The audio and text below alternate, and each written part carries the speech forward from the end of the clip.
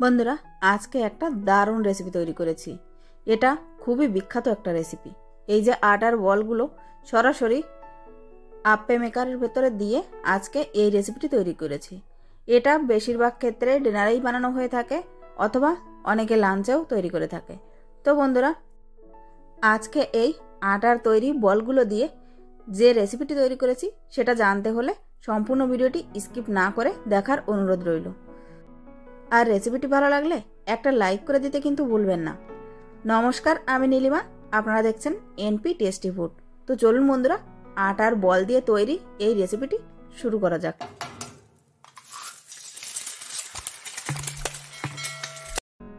এই রেসিপিটি তৈরি করার জন্য সবার প্রথমে আমি একটা বেগুন নিয়ে নিয়েছি। বেগুনটা কিন্তু বেশ বড় সাইজের, আর বেগুনটাকে আমি আগে থেকে ভালোভাবে ধুয়ে নিয়েছি। এবার একটা চাকু দিয়ে এভাবে বেগুনটাকে চিড়ে নেব। 2 থেকে 3 জায়গা একটু চিড়ে এর ভেতরে কোনো পোকা আছে কিনা বা খারাপ আছে কিনা সেটা চেক করে নেব। তো দেখুন বন্ধুরা, বেগুনটা কিন্তু বেশ কচি, ভেতরের বীজগুলোও এখনো কচি আছে, আর বেগুনটা একেবারেই ফ্রেশ। এবার এই চেরা জায়গায় 1-2 করে রসুনের কোয়া দিয়ে দেব, আর এই বেগুনের গায়ে অল্প একটু সর্ষের তেল দিয়ে ভালোভাবে লাগিয়ে দেব। সর্ষের তেলটা দেওয়ার ফলে বেগুনের গায়ের যে স্কিনটা, এই স্কিনটা ভালোভাবে উঠে যায়। তো বেগুনে আমার ভালোভাবে তেল লাগানো হয়ে গেছে। সাথে নিয়ে নিয়েছি 2টো টমেটো দুটো মিডিয়াম সাইজের। এবার হাতে যে তেল ছিল সেই তেল দিয়ে টমেটো দুটোর গায়েও একটু লাগিয়ে নিচ্ছি।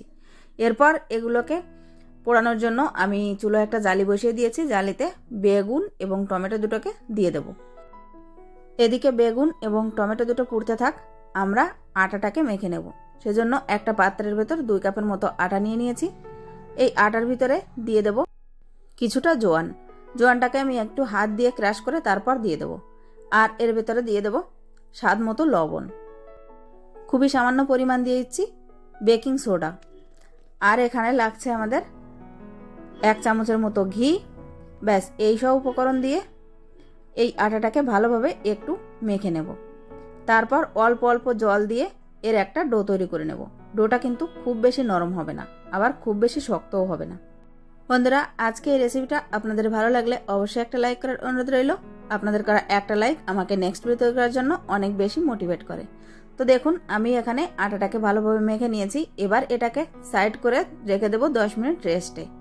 যতক্ষণ এটা রেস্টে থাকছে ততক্ষণ বেগুনটাকে আমরা একটু উল্টে দেব।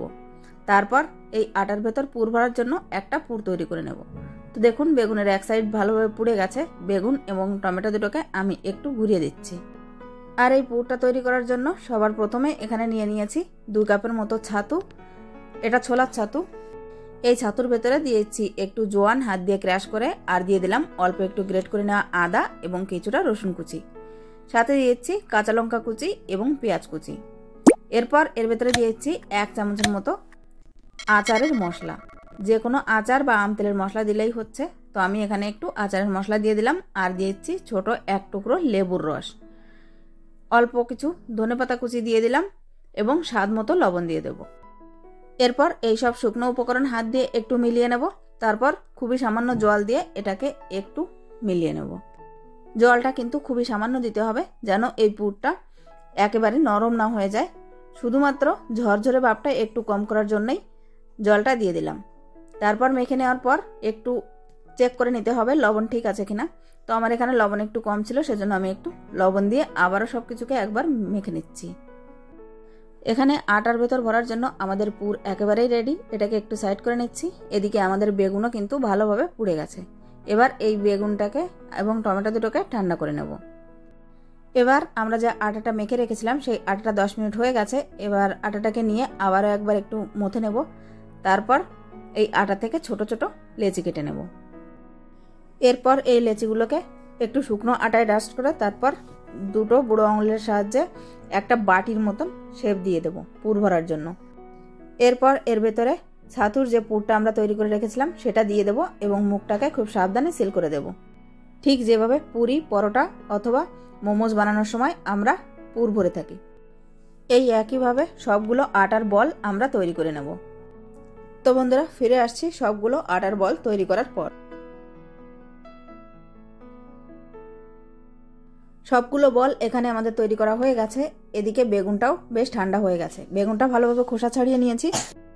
এবার এই বেগুনটাকে আরও একবার ভালোভাবে চেক করে নেব। বেগুনের উপরটা ঠান্ডা হয়ে গেলেও ভেতরে এখনও যথেষ্ট গরম আছে, তাই বেগুনটাকে আরও একটু ঠান্ডা করে নেব। ততক্ষণে চুলোয় একটা আপে প্যান বসিয়ে দিয়েছি। এর ভেতরে খুবই সামান্য সামান্য ঘি দিয়ে দেবো। প্রত্যেকটা ফাঁকা জায়গায় ঘি দিয়ে দেবো। তারপর যে আটার বলগুলো আমরা তৈরি করে রেখেছি সেগুলোকে দিয়ে দেবো। সবগুলো ফাঁকা জায়গায় আটার বলগুলো দিয়ে দেওয়ার পর একটা ঢাকনা বন্ধ করে গ্যাসের ফ্লেমটা লোতে রেখে ভালোভাবে রান্না হতে দিতে হবে। এদিকে বলগুলো ভালোভাবে পাকতে থাক। আমরা অন্য একটা প্লেট নিয়ে নিয়েছি। এর ভেতরে নিয়ে নিচ্ছি একটা পেঁয়াজ কুচি, কয়েক কোয়া রসুন দিয়ে দিলাম, 3 থেকে 4টে কাঁচা লঙ্কা কুচি, কিছুটা দিয়েছি ধনেপাতা কুচি এবং স্বাদমতো লবণ। এই সব উপকরণ হাত দিয়ে একটু প্রথমে মেখে নেব। তারপর এর ভেতরে দিয়ে দেব বেগুন পোড়াটা। বেগুন পোড়াটাকেও একবার মেখে নেওয়ার পর দিয়ে দেব টমেটো। সাথে বেগুনের ভেতর যে রসুন আমরা সেদ্ধ করতে দিয়েছিলাম সেগুলোকেও কিন্তু এই একসাথেই ম্যাশ করে নেব। এই রেসিপিটা তৈরি করার জন্য আমি এখানে একটা সেদ্ধ আলু নিয়েছি। আলুটা দিলে এর টেস্টটা কিন্তু বেশি ভালো আসে। তবে যদি আপনারা না চান তাহলে আলুটা না দিলেও হবে। তো আমি এখানে একটা সেদ্ধ করা আলু নিয়ে নিয়েছি। আলুটাকেও ভালোভাবে এই সব উপকরণের সাথে মেখে নিলাম। এক টুকরো লেবুর রস এখানে দিয়ে দিচ্ছি, আর দিয়ে দেব কিছুটা পরিমাণ সর্ষের তেল। ব্যাস, আমাদের এখানে সব কিছু দেওয়া শেষ। এবার সব কিছুকে একবার ভালোভাবে মেখে নিলেই আমাদের চোখা কিন্তু একেবারেই রেডি। বন্ধুরা, আপনারা হয়তো এতক্ষণ বুঝেই গেছেন যে আজকের রেসিপিটা ঠিক কী হতে চলেছে।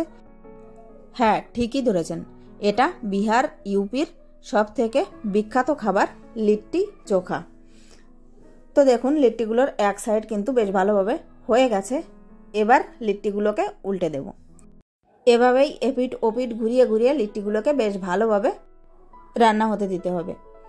এই লিট্টিগুলোকে আজকে আমি আপ্পে মেকারে তৈরি করেছি। এগুলো কিন্তু কড়াইতেও খুব সহজে তৈরি করা যায়। তো বন্ধুরা, আজকে এই লিট্টি চোখার রেসিপিটি আপনাদের ভালো লেগে থাকলে অবশ্যই একটা লাইক করার অনুরোধ রইল। সাথে ভিডিওটি যদি ইউটিউব থেকে দেখে থাকেন তাহলে চ্যানেলটি সাবস্ক্রাইব করে নেওয়ার অনুরোধ রইল, এবং যদি ফেসবুক থেকে দেখে থাকেন তাহলে পেজটিকে ফলো করে নেওয়ার অনুরোধ রইল। আর যারা অলরেডি সাবস্ক্রাইব করে দিয়েছেন তাদেরকে জানাই অসংখ্য ধন্যবাদ। এভাবেই আমার পাশে থাকবেন।